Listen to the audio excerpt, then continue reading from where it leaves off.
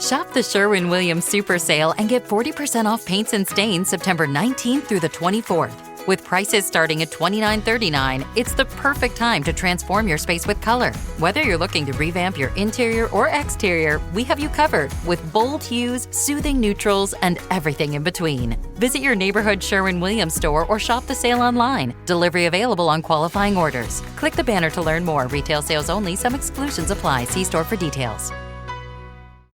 James O'Brien on LBC. Listen on your smart speaker. Just say, play LBC.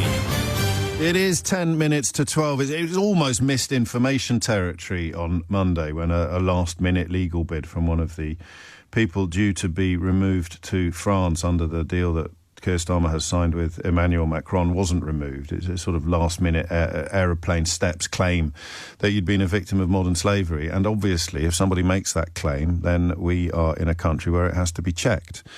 Ideally, very, very quickly. But you will not get, I don't think, as much coverage for the fact that that scheme has now succeeded, at least in the sense of somebody getting on a plane to France, than you got on Monday when it had temporarily not succeeded. But that's the world we live in.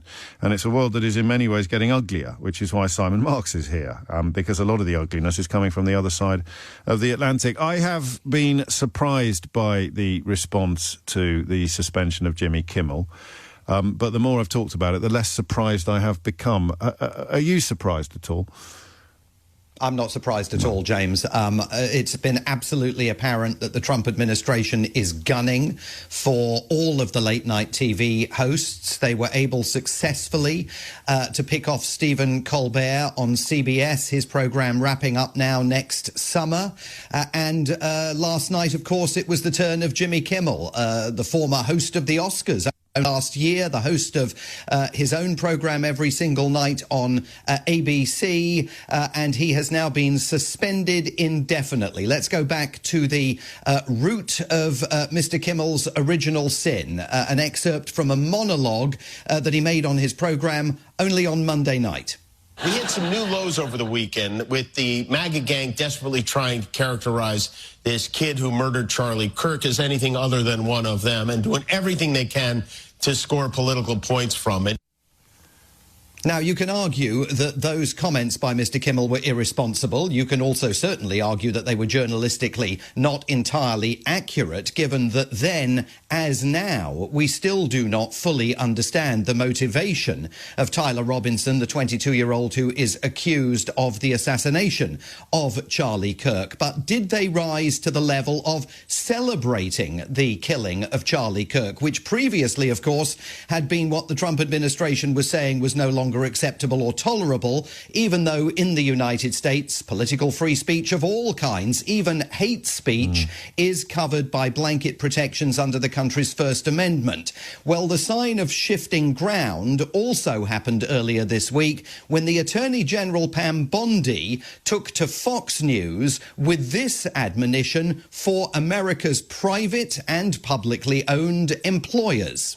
Employers, you have an obligation to get rid of people. You need to look at people who are saying horrible things, and they shouldn't be working with you. So horrible things suddenly became the new bar that everybody had to avoid articulating. And the final reason why there's no surprise about this is because as he left the White House to head to the UK for his state visit, Donald Trump stopped to take a question from John Karl, the excellent White House correspondent with ABC News. And as you will hear, he made a direct threat to the network that carried Jimmy Kimmel's program. What do you make Pam Bondi saying she's going to go after hate speech? Is that, I mean, a lot of your allies say hate speech is free speech. We'll probably go after people like you because you treat me so unfairly. It's hate. You have a lot of hate in your heart. Maybe they'll come after ABC. And now, of course, even while he is on British soil, the President of the United States has taken to his social media account to celebrate Mr. Kimmel's indefinite suspension as great news for America and to indicate that now he wants NBC, the last remaining of the big three networks that has not taken any action against their late-night hosts, he wants them to go after Jimmy Fallon and Seth Meyers, their two stars of late night. There is no no way late-night comedy and late-night talk shows, a fixture of America's late-night viewing habits going back 60 years, there's no way that those programs survive this administration. Hard for some British listeners to appreciate the sort of iconic status in US culture of those late-night chat shows. It's weird, isn't it? Because I read it slightly differently, actually. I didn't think Jimmy Kimmel was suggesting that the shooter was a member or the suspect was a member of Donald Trump's movement. I just thought he was saying that they are moving heaven and earth to portray him as anything but that. It was just sort of taking that option off the table. But I guess that both interpretations work. On the one hand, you've got the sort of comically thin skin of the most powerful man in the world. But on the other, and some of my callers have raised these points today, you've got the stench of McCarthyism now engulfing much of the country. You've got this idea of not even Reds under the beds, but comedians playing clips of Trump himself being the offence. Actually, here is your president being the offence, not even offering much by way of opinion. How is American media responding? I mean, Jimmy Kimmel, obviously, I don't imagine was particularly worried about that monologue when he delivered it. He wouldn't have thought it was going to have anything like the response that it has. But anybody thinking of doing anything that the White House might look askance at tomorrow is going to think twice before putting pen to paper or pressing record on the cameras.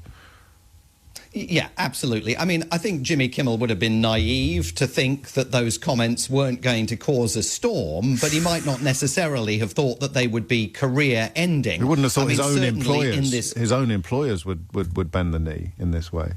Well, it is his employers bending the knee in the face of fury on the part of some of the largest groups of local stations in the United States. And look, it's big business that ultimately is behind this decision. Nexstar, which is the largest owner of local television stations in America, many of which are affiliated with ABC and carry Mr. Kimmel's program, is trying to buy Tegna, another big group of local stations. They will become far and away a behemoth in the United States, piercing the current limits on how many local stations any single group is allowed to own. For that, they need the approval of the Federal Communications Commission. The FCC is now headed by Brendan Carr, a pro-Trump appointee, who yesterday immediately saw in Jimmy Kimmel's monologue the opportunity to attack ABC on behalf of his boss, the president. Actually said to a far-right podcaster yesterday, "We can do this the easy way or we can do it the hard way." That was his message to ABC. Next, it was encouraging the local stations to rise up and say, we're not putting Jimmy Kimmel on the air anymore.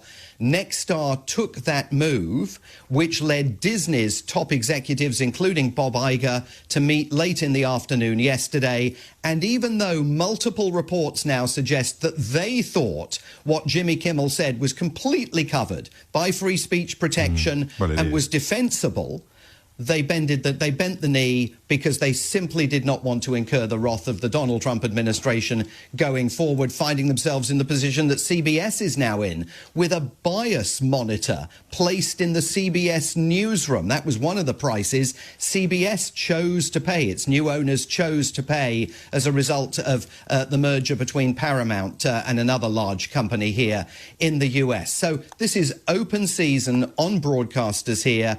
And as he's indicated in that social media message posted today from the UK, Donald Trump, on this issue of freedom of speech in the United States, is not going to yield, even as he argues that free speech is being rolled back in the UK. There is no freedom of speech in the United States today. There are certainly very, very heavy constraints on freedom of speech in the United States today. I mean, I am still allowed to sit behind this microphone and say what I think I need to be saying, report what I think I need to be reporting about what is taking place here. And there are certainly many other parts of the world, and I've worked in several of them, where nobody enjoys that kind of right. But there is also no doubt, James, that free speech is in unconstitutional retreat here, and that's the real issue. The Constitution is being ridden roughshod over by this administration, and so far, all of those constitutional guardrails that we wondered during the first term of Donald Trump, could they withstand the Trumpian onslaught? Well, they kind of sort of did during the first term. This time round, he's simply bulldozing them. And just by way of illustration, I know you will know this, the chap that MSNBC got rid of for a relatively innocuous comment was a former George W. Bush or George Bush staffer, and David Frum, who used to write speeches for George W. Bush, has said to CNN earlier today, this is not cancel culture. Oh, actually, we can hear it. There's only one thing that matters. There's only one thing that matters. We had a threat of retaliation by a government official for someone not pronouncing government-commanded speech. There was an order from the state about what people must say. Jimmy Kimmel did not say that, and his corporation was threatened with consequences by a government official. This is not cancel culture because it's not culture. It's state repression. It's an order from the government. Here's the script you must read. If you do not read it, you will be taken off the air. Jimmy Kimmel didn't read it. He was taken off the air. This cannot be, because he's a comedian, there'll be people who say maybe we shouldn't take this as seriously. But here's the comparison I would suggest. When Paul Pelosi was brutally attacked, many, unfortunately, including the son of the former President Trump, made light of it. A terrible thing, heartbreaking, a terrible attack on an 82-year-old man. Imagine if the Biden administration had given a script and said, this is what everybody must say about Paul Pelosi. And if you don't say it, we will bring pressure to bear on your parent corporation to fire you. Greg Gutfeld at Fox, you're not sad enough about Paul Pelosi. You're not saying what we command to be said about Paul Pelosi. Therefore, unless Fox fires you, we are going to bring regulatory havoc to bear on the parent corporation. And that is a former speechwriter for the Republican president, George W. Bush. A final question. I've asked you this sporadically since January. Are you worried about your own livelihood? I'm not worried about my own livelihood. I'm concerned that the ability of reporters here, whether they are domestic or international, truly to engage in the time-honoured ability to report in an objective fashion, to look at what's taking place here, and to say, well, hang on a second, that's very odd, that's very unusual, that's a real shift in the trajectory and direction of a country that we have all traditionally sort of, if not celebrated, certainly accepted the notion that America wanted to project itself as a shining beacon of democracy, the shining city on the hill. I mean, that is clearly, absolutely being diminished every single day here, and has been since the president returned to power in January. So, I mean, clearly the concern has to be that ultimate limits will be placed on the ability of people to speak freely here. We are not there yet, and, I think that many people will choose to continue engaging in their various professions and their crafts up until the point at which that simply becomes impossible. Simon Marks, thank you. We will value your contributions all the more as that process continues. It reminds me of the description of bankruptcy in The Great Gatsby, actually. I think it first slowly, then quickly. It is 3 minutes after 12. Mystery Hour is next.